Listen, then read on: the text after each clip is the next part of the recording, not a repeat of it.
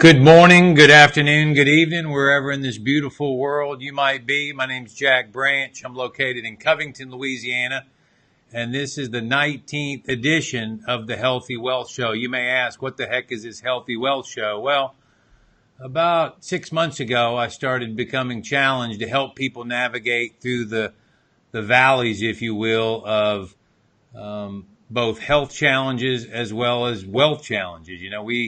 We think we have it hard in this part of the world, but we really don't have any idea until you go explore other parts of the world. And today I'm very excited. This is the farthest interview I've had so far. And before I actually bring this gentleman on, I ask that you share this content, because this is really going to be not just an interview highlighting something, but something that could really make a difference in somebody's life, from being stuck in poverty and really no hope to potentially giving them some hope. And so I want to share this video about an upcoming event we're doing here in Mandeville on the 11th of April.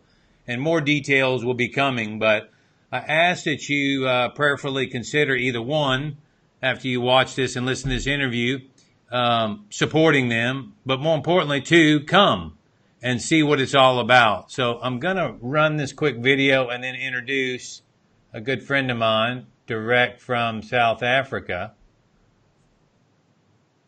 and then we will jump in and get started. So let me put this.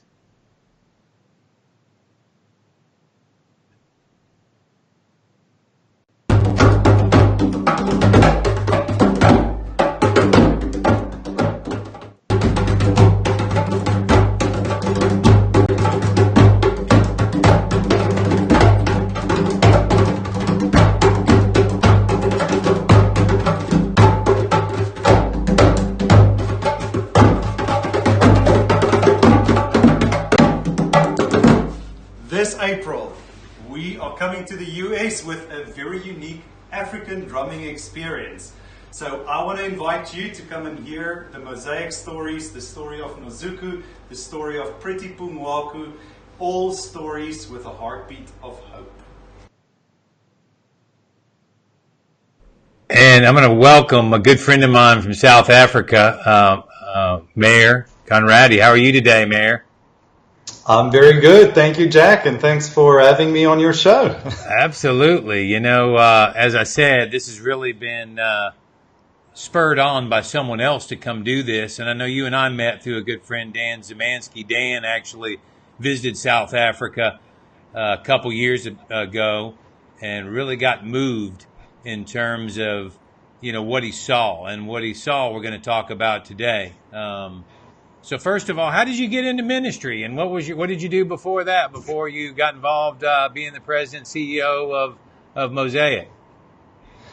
It's not a very long answer, because my wife and I actually started this organization when we were still in university, or should I rather say, we got the dream and the vision and the idea to start this organization when we were still in university.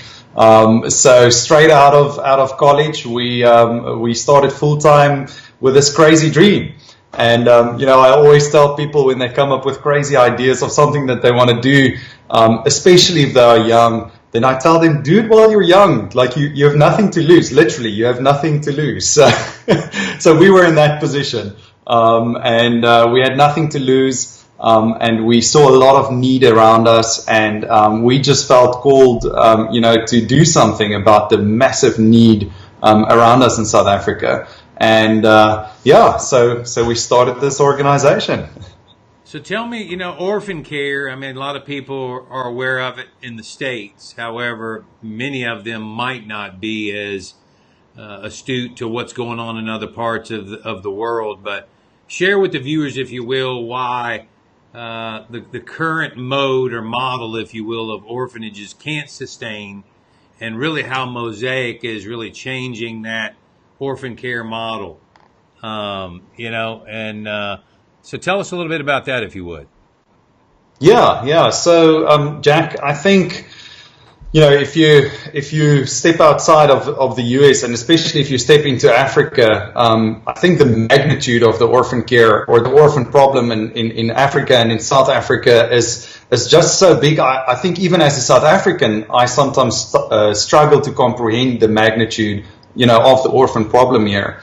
And to put it into perspective, we have about 18 million children in South Africa, and of that 18 million, 5.2 million children are orphan and vulnerable children. So you will hear me use the phrase orphan and vulnerable children because a lot of people, their parents are still alive, but I mean, they are orphaned because the parents are either absent or definitely not taking care of them. They are living with extended family. So in South Africa, we classify those children as orphan and vulnerable children. Now, if you do the math of the 18 million in total and the 5.2, I mean, we're talking about 1 out of every 3 children in South Africa are orphan and vulnerable. And that means that 1 out of every 3 children needs to be taken care of. So in South Africa and for that matter, the whole of Africa, the challenge with taking care of such a massive number of children is you can't put them in orphanages. The traditional institutionalized care as we know it. Because there's simply not enough money in this country and on this continent to take care of that many children in an institutionalized setting. So what started happening in South Africa, and actually the whole of Africa, is that the extended family started taking in these children. And right now in South Africa, 90%, so that's almost all of the orphan and vulnerable children, are living with an extended family member. So either an older sibling, or maybe an aunt and an uncle, or maybe even grandparents. So those children are all living with this extended family. Now, the challenge that we have in a country like South Africa is these children are living with these families. So yes, there's someone that's willing to take care of them, but in almost all those families' cases, they are not able to take care of those children. And what I mean with they are not able is they simply don't have the money. Because they don't have jobs. I mean, there's extreme poverty in South Africa. So for a family to have maybe 1 or 2 biological children and then take in, 2 or even 3 or sometimes even 5 orphan and vulnerable children, that's a massive burden on that family. So what we do as an organization is we said, that's the situation out there. That's where 90% of the children are in South Africa. So we have to come up with a solution that's going to address that problem right there in the community where it is. So, my wife and I, we went through many phases of this organization, and we visited a lot of different other organizations, orphan care organizations. And we tried to take what's good out of all of them. Now, obviously, we are far from perfect, but we are really excited about the model that we've put on the table. And the model is this. So as an organization, we believe that we, as the organization, will never be able to take care of 5.2 million children. But what we can do, and we can do that on a scalable level, on a massive level, and on a sustainable level. What we can do is to help those extended family members, the grannies, the aunts, the older siblings. We can help them to take care of those orphan and vulnerable children. So that's really, in essence, the model. Is instead of taking children out of the community and putting them in an orphanage, we rather go into the community and we enable the community to take care of the orphan and vulnerable children from that community.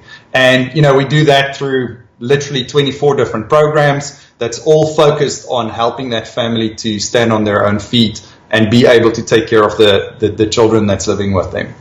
It's been said that you can give a person a fish, but teach them to fish and they'll eat forever, and I think, orphan care, if you think about it, by definition, can't be self-sustainable. So what does Mosaic, or how do you define the self-sustainable care, if you will? I mean, talk to the folks a little bit about that. Yeah, so I always, tell people when they say, oh, you do self-sustainable orphan care, so does that mean you don't need any donations? And I'm like, no. Stop the bus. We do need donations. We're a non-profit organization, and we run off of donations. But the focus of our organization is to create self-sustainability within those families.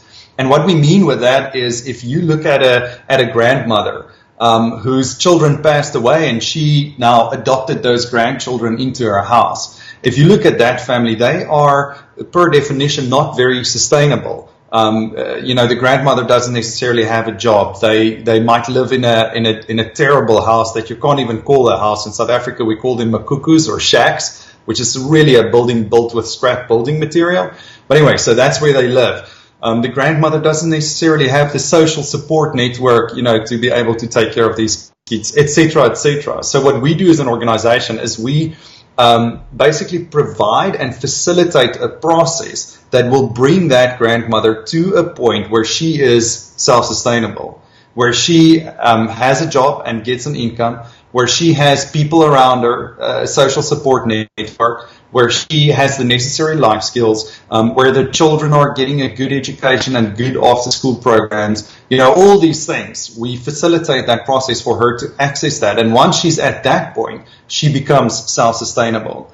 So in theory or in practice as well, we can then literally exit that relationship. And we know that call it a little orphan care unit, or little orphanage. I don't want to use that word, but that little orphan care unit, that family, will then be able to sustain itself moving into the future. And that's what we mean when we say self-sustainable orphan care. It's definitely not as an organization, but definitely on that modular level, on a family level. Is creating that self-sustainability. And do you believe you can go well beyond South Africa as it relates to bringing this model to, maybe Russia, China, all other parts, or or is the whole focus just South Africa? So I have a good friend that I share with you, and he always tells me, Meyer, you're not dreaming big enough. If it's not scaring you, you're not dreaming big enough. So right now, it's still a scary idea for me to think that, 5.2 million children, the whole of South Africa. Luckily, we are not the only organization working on this. Luckily, there's hundreds of other organizations working towards the same goal, wanting to make sure that orphans are taken care of in South Africa. So, as a singular organization, and actually my management team and I discussed this today, as a singular organization, we will never be able to take care of, and go to all these countries. But what we are hoping to do is to take this model of ours and package it, and put it in a format that we can pass on to someone else. If someone in Haiti or in Russia or in South America says, hey, I want to do orphan care, where do I start? Then we say to them, or we want to say to them, here's an idea, here's a model. It's a model. There's a number of other models out there, but this is a model and a way to take care of orphans, through a family-based care approach. So that's what we're dreaming of. So definitely, I want to grow old and see, this way of orphan care. And when I say this way of orphan care, it's really just a family-based orphan care. So it's not rocket science. I mean, this has been done in Africa for probably hundreds of years, if not thousands. We just haven't opened up to it. And we have just kind of jumped on that asset that is around us and say, okay, let's facilitate that process. So who knows? Maybe one day, someone in Russia will open up a Mosaic orphan care organization.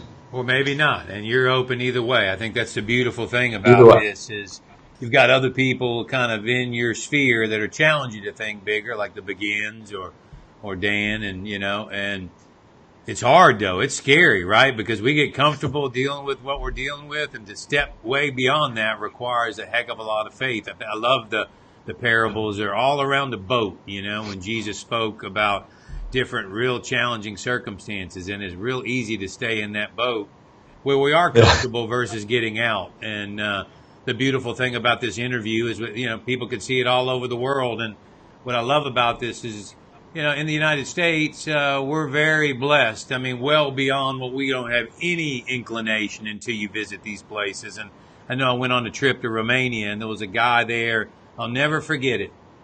He could have done anything. He went to school at Oxford, could have worked on the London Exchange, and he chose to go serve AIDS and HIV kids in this small community.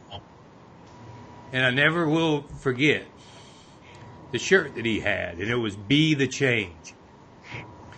And I believe that's what we're all called to do, right? I mean, we're all gifted in so many ways, yet how do we really effectively be the change instead of talk about it or get frustrated? And I love it because I would have never met you had my friend Dan not visited. And now here you are all the way around the world, not halfway around the world, but all the way around the world. And we're sharing about an initiative that could really mean the difference of life and death, or hope and lack of hope. And so where do you guys get your donations, or what kind of people typically contribute? I mean, and how much is too small versus how much is too big? You may have people that, may think, man, my $10 or my $15 or $20 isn't a big deal, but they're not thinking about how that could be such an impact in a small rural village that could be that igniter for something great. Yeah. So, just to put, big and small amounts into perspective, first to speak to the first part of that question. So our organization survives off of donations, and we are registered in South Africa as a nonprofit organization, as well as in the US, we are registered as a 501c3. We get, tax deductible donations from individuals, foundations, corporations, matching donations through corporations, both in South Africa and in the US. About 60% of our entire annual revenue is from the US, and the other 40% is broken up between South Africa, and then a small part of it from Germany and a little bit from Sweden. So we just registered in Sweden as well as a nonprofit. We want to start, working on our network there. And in Germany, we've been for 4 years there with this. So that's the where the money is coming from. But I always say to people, it sounds like a cliche, but it probably sounds like a cliche for a reason, because it's true. But every small donation makes a difference. And I was literally this morning speaking to one of our community center managers. And we were talking about her budget that she put together for this year to make lunches for all the children that's coming to our after school program. And it literally costs her 50 cents to make a lunch. And now I'm not talking about porridge. I'm talking about a cooked lunch. I don't know how she does it. Wow. It's like the 5 loaves and the 2 fishes kind of story. Right. But she cooks a lunch for 50 US cents. So to answer your question, does my $10 make a difference? Yes, it can buy 20 meals for a child here in South Africa. So, that's the beauty of the US dollar, being very strong against the South African rand, and it can go a long way when we bring that money into our country, and source local food and local products. Small donations, we have in the US individuals signing up for monthly donations. Anything, I think probably the smallest is like $25. And some people, are donating $4,000 on a monthly, signed up donation commitment. And then you have covers the gambit. Right? It's all over. Yeah, it's all over. And then of course there's on your heart after watching this video or coming to the event on the 11th of April. I mean, that's all, resource that can be used. And I want to challenge you even that there's other groups here in the U.S. that, have people where we're like-minded of people. I just ate lunch with a guy yesterday who their whole goal is to give away most everything that they've built.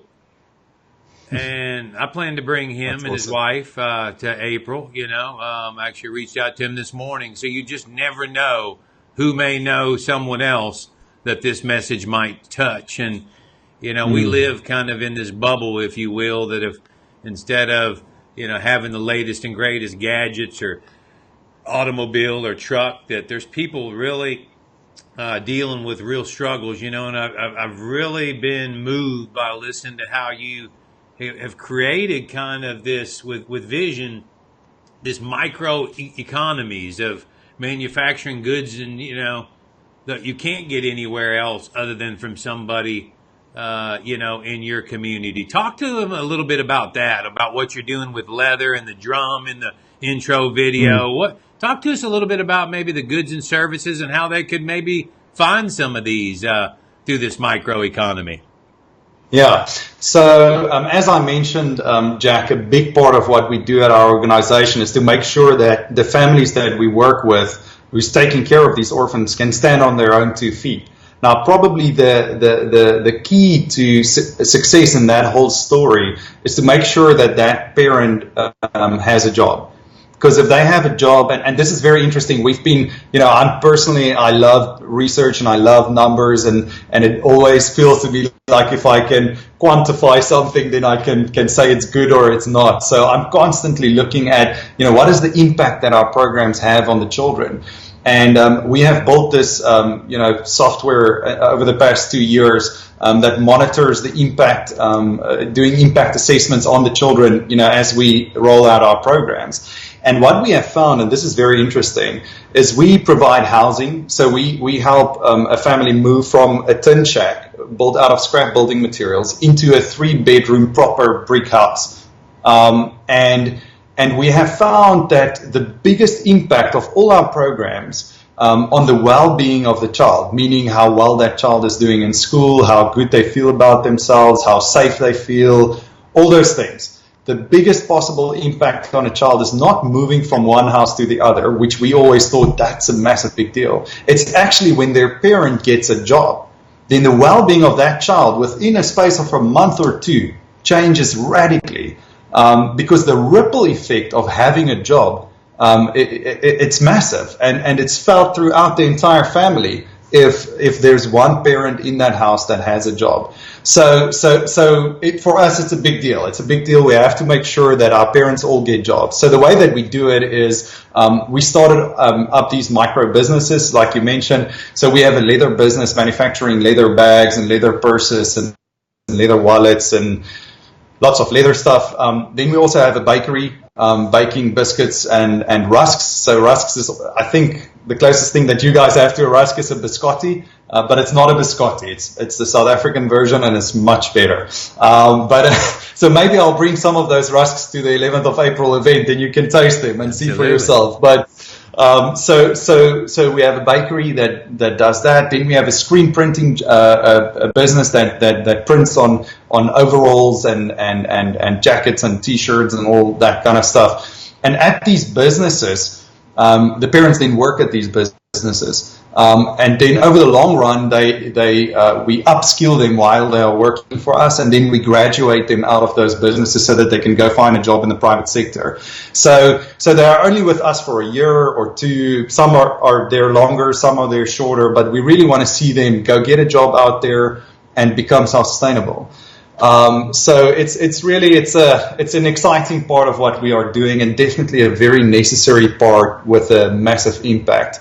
So those businesses, it's been an interesting journey to get them where they are today, but we are just thankful to have that and to see that happen. Well, I was reading an article. I didn't really quite understand this whole Bitcoin phenomenon that was going on, but as I started doing more research, if somebody in the bush could have an Android and have Wi-Fi connection, that person could potentially manufacture goods and services without a bank even involved.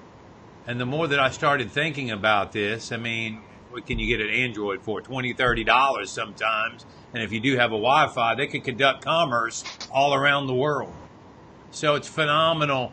Even though that currency's, going through its own stuff, and there's been some mismanagement of it, if you will. If you think bigger about how, if there's not a banking system or a way in a given area, maybe a rural area, somebody like these people making these specialized goods could conduct things in a whole different manner. So let's talk a little bit. We've been referencing this April 11th event where you're coming to Louisiana. You'll be up in Pennsylvania, I think, as well on that trip. Tell us about that upcoming fundraiser trip and who should come hear about what Mosaic is up to. Yeah, so we've been having annual fundraisers in the US literally since year one of the existence of Mosaic. So it's been 10 years now. that I've been visiting the States, and I have to say it's become, a fixed item on my calendar, and I so look forward to that every year. And I think probably the biggest reason why I'm looking forward to that so much is because when I get to the US, I get into a room and I share that room with like-minded people, with people with a heart to make a difference, people with a nudge that they felt that they want to share. So that's just my perception or the emotion that I experience when I think about the US and these events. So in Pennsylvania, we've been having these events for the past 8 years, and last year we had about 220 people attending the events, and this year we're looking at about 250 people. And then in Louisiana, we started there in Mandeville by you guys. We started 3 years ago, had our first event last year, 2 years ago. Last year, the second one, and then this year, the third one. So we are hoping to have at least 100 people at this event. So if you are listening to this, and just hit something there off the shelf, getting so excited about the event. So if you're listening to this or watching this, please share it and invite people that you think might be interested in what we are doing. And come. I mean, everyone is welcome. Maybe you feel like you can only contribute $10, but you have an uncle or you have a friend, or you just have someone that you know from church that you can approach and say, hey, listen to this crazy story. Because this year at the event, I'm actually bringing one of the children from our program who graduated, who's studying to become a nurse right now through college, and then one of the mothers who's also one of our community center managers. So she's like a double whammy, a double up bonus. So I'm bringing those two ladies with me, and they'll be sharing their own personal stories, which is filled with heart-wrenching stuff. And it's on the one side, you're going to feel like you want to cry, but on the other side, you just want to burst out with laughter and excitement about how it turned out. I think it's going to be a good evening of just hearing those stories and experiencing maybe just even a little bit of what our families are experiencing here in South Africa. What is that like to see somebody from that hopeless thing to now going to nursing school? What does that do to your heart? Everything. Like that's what it's all about, and now I'm getting all emotional because So for me, and I always say to my friends, getting a good paycheck at the end of the month, that's awesome. It's a privilege, and it's awesome to get that.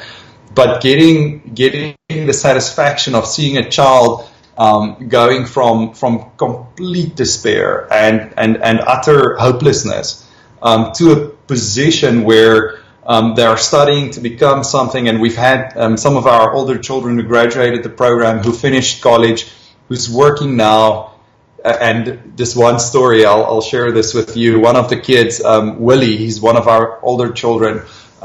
When he finished his college diploma, he went off and he started a job. And the very first month that he started working, he phoned our office and he was like, hey, can I have you guys' bank details? And the lady working in the finance office was like, why do you want that, Will? And he's like, I want to give back. So his very first paycheck, he sent some money back to what he calls home. Like he sent back, money back home. And, that, like seeing that happen for a child who had no hope, no future, going to a point where he's being able to be generous to someone else and to give back and that's what it's all about. Meyer, I thank you. I can't wait to see you in April. And for all of you guys watching and ladies, we'll post some more information about this event. And like he said, if you have a heart for people and you are a generous giver, then participate. If you can't make it, participate. There's other people that are relying on you and I. And while we sit in our suburbia lifestyle or even an urban lifestyle, there's people that are really struggling. And it's up to us to get involved and just not ignore this. And Mayor, I thank you for your heart. I thank you for your vision. And I really thank you for bringing these folks to allow us to be able to participate. And I'm sure glad I'm going to be here. The last year I wasn't in town, and it's on my calendar. So all of you that know me and are within a shouting voice, you know I'm going to be inviting you. And I look forward to you hearing this story. And my friend, keep sowing seed and keep blessing others. And I've enjoyed it. Can't wait to see you in April. Thank you. Thank you. Thanks for this conversation. This is great. Thanks, Jack. Thank you. And folks, stay tuned to the Healthy Wealth Show, where next week we'll be interviewing people in the faith-based community, the business community, and the health community, helping you navigate the valleys of life. My name is Jack Branch. You guys be blessed, because you are so. And sometimes when we hear a story like this, we really resonate with it, and it makes us have a whole different perspective. Y'all have a good evening, and God bless.